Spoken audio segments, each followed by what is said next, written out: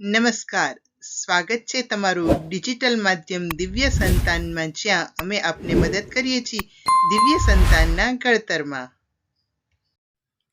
આજના વિડીયોમાં આપણે વાત કરીશું ગર્ભાવસ્થામાં આમળા ખાવાથી કયા કયા ફાયદા થાય છે અને આમળા ખાવામાં શું સાવધાની રાખવી જોઈએ.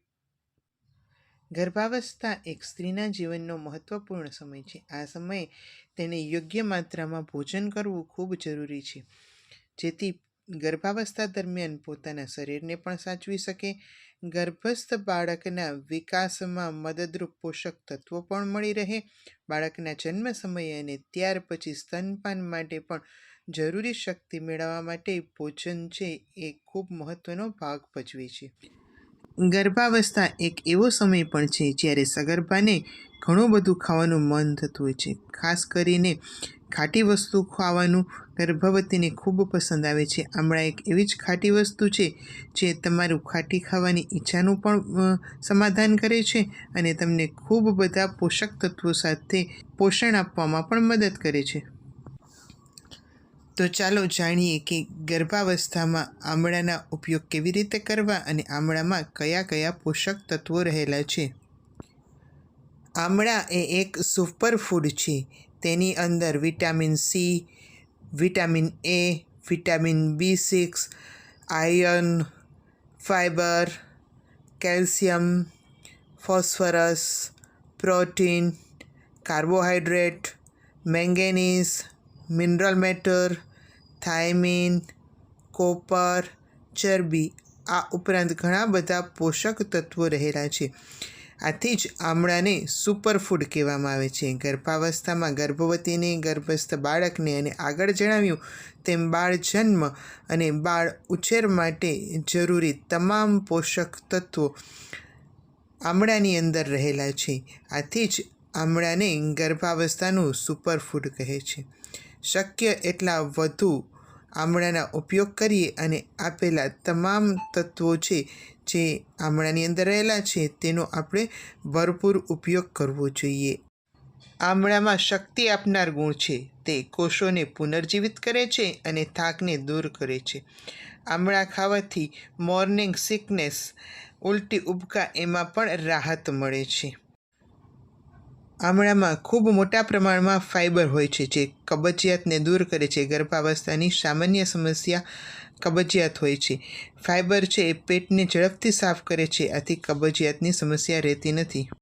આમળા એન્ટીબેક્ટેરિયલ ગુણ ધરાવે છે અને વિટામિન સી વધુ હોવાથી શરદી ઉધરસથી શરૂ કરીને પેશાબની નળીઓમાં જે ચેપ લાગે છે આ બધા જ ચેપ સામે લડવામાં એ મદદ કરે છે. ઇમ્યુનિટી બૂસ્ટર તરીકે આમળા ગર્ભાવસ્થામાં ખૂબ જ ઉપયોગી છે. ગર્ભાવસ્થાની બીજી સામાન્ય સમસ્યા એટલે હાઈ બીપી. અગાઉ જણાવ્યું તેમ આમળામાં વિટામિન સી પુષ્કળ પ્રમાણમાં છે જે રક્તવાહિનીઓને પહોળી કરે છે, સામાન્ય બ્લડ પ્રેશર જાળવવામાં મદદ કરે છે. આથી હાઈ બીપીની અંદર રાહત મળે છે. આમળાની અંદર આયર્ન અને વિટામિન સી હોય છે જે એનિમિયા એટલે કે લોહીની ઉણપ આ સમસ્યામાં પણ રાહત આપે છે. લોહી સરળતાથી આયર્ન શોષી શકે છે જે હિમોગ્લોબિનના સ્તરને જાળવી રાખે છે. રોજ આમળા ખાવાથી એનિમિયાની સમસ્યામાંથી રાહત મળે છે. ગર્ભાવસ્થામાં હાથ પગમાં સોજો આવવો અને નસો ફૂલાવવી આવી સમસ્યા પણ થતી હોય છે. આમળાના ઉપયોગથી આ સોજાની સમસ્યામાં પણ રાહત મેળવી શકાય છે. ગર્ભાવસ્થા દરમિયાન હોર્મોન્સના ઇમ્બેલેન્સને કારણે ઇન્સ્યુલિનનું કાર્ય અવરોધાય છે, આથી ગર્ભાવસ્થાનું ડાયાબિટીસ થાય છે. આમળાના એન્ટીબાયોટિક ગુણો ડાયાબિટીસનું જોખમ ઘટાડવામાં પણ મદદ કરે છે. ગર્ભાવસ્થામાં સ્ટ્રેસ એક સામાન્ય સમસ્યા છે.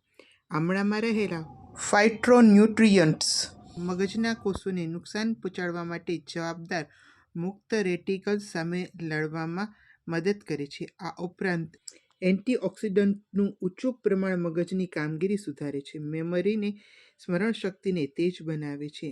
આમળામાં એક ઉત્તમ તાણ દૂર કરનાર ગુણ છે. તેથી આમળા શરીરની અંદર ગુડ હોર્મોન્સને બનાવે છે અને શરીરને શાંત રાખવામાં, મનને શાંત રાખવામાં મદદ કરે છે. આમળા ગર્ભસ્થ બાળક માટે પણ ખૂબ જ ઉપયોગી છે. ગર્ભસ્થ બાળકના મગજના વિકાસને વેગ આપે તેવા તત્વો આમળાની અંદર રહેલા છે. આથી બુદ્ધિશાળી બાળક બનાવવા માટે પણ ગર્ભવતી માતાએ દરરોજ આમળાનો ઉપયોગ કરવો જોઈએ. ગર્ભાવસ્થામાં હોર્મોન્સનું અસંતુલન એક સામાન્ય સ્થિતિ છે. આ અસંતુલનને કારણે વાળ ખરવાની સમસ્યા ગર્ભાવસ્થામાં જોવા મળે છે. ગર્ભાવસ્થા પછી એટલે કે બાળકના જન્મ પછી પણ આ સમસ્યા જોવા મળતી હોય છે. આમળાનો નિયમિત ઉપયોગ વાળ ખરવાની સમસ્યા સામે આપને રક્ષણ આપે છે. ચાલો હવે જોઈએ આમળાનો ઉપયોગ કેવી રીતે કરવો. જ્યારે સિઝનમાં તાજા આમળા મળી રહેતા હોય ત્યારે આ આમળાનો સીધો જ ઉપયોગ કરી શકાય છે. આમળાને સલાડમાં નાખી શકાય છે અને આમળાની ચટણી પણ બનાવી શકાય છે. આમળાનું જ્યુસ પણ ઘરે બનાવી અને વાપરી શકાય છે. આમળાનું અથાણું બનાવીને આખું વરસ માટે સાચવી શકાય છે. આમળાનો મુરબ્બો બનાવીને પણ આખું વરસ એનો ઉપયોગ કરી શકાય છે. આ સિવાય આમળાનો મુખવાસ એની ગોળી બનાવીને અથવા એની કેન્ડી બનાવીને પણ રાખી શકાય છે અને તેનો ઉપયોગ આખું વરસ કરી શકાય છે. આમળાની સુકવણી કર્યા પછી પણ તેની અંદર રહેલ વિટામિન સી મોટા પ્રમાણની અંદર જળવાયેલું રહે છે. આથી આમળાની સુકવણી કોઈ પણ પ્રકારે કરી આખું વરસ તેનો ઉપયોગ કરી અને તેના લાભ મેળવી શકાય છે. આમળાના ઉપયોગમાં કેટલીક સાવધાનીઓ પણ રાખવાની હોય છે. જેમ કે આમળા જ્યારે તાજા વાપરતા હોઈએ ત્યારે 2 થી વધુ આમળાનો ઉપયોગ એક દિવસમાં કરવાનો નથી. વધુ પ્રમાણે આમળાનો ઉપયોગ કરવાથી ઝાડા અને પાચન સંબંધી સમસ્યા થઈ શકે છે. આમળાના રસનો ઉપયોગ કરીએ ત્યારે તાજા આમળાનો જ રસનો ઉપયોગ કરવાનો છે.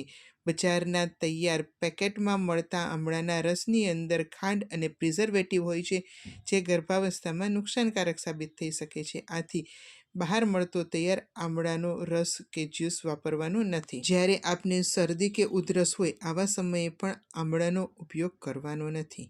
આ સિવાય ઝાડા જેવી સમસ્યા હોય ત્યારે પણ આમળાનો ઉપયોગ કરવાનો નથી. આમળા એક આયુર્વેદિક ઔષધિ છે. આથી આમળાનો સૂકો પાવડર પણ આયુર્વેદિક દવાની દુકાન ઉપર મળી રહે છે. આ પાવડર પણ ગરમ પાણી સાથે ઉપયોગમાં લઈ શકો છો. એક દિવસમાં 4 ગ્રામથી વધુ આમળાના પાવડરનો પણ ઉપયોગ કરવાનો નથી. તો તમારી ખૂબ સુંદર ગર્ભાવસ્થાની આ યાત્રાની અંદર ખૂબ જ ગુણકારી અને ઉપયોગી આયુર્વેદિક ઔષધિ અને પ્રકૃતિનું સદાબહાર ખજાના સ્વરૂપનું ફળ એટલે આમળા, તેનો ઉપયોગ કરો. ગર્ભાવસ્થાના આનંદને માણો. આવા જ આપને ઉપયોગી અને અવનવા વિષયોના વિડીયો સાથે આપને ફરી મળીશું આ જ ચેનલ ઉપર.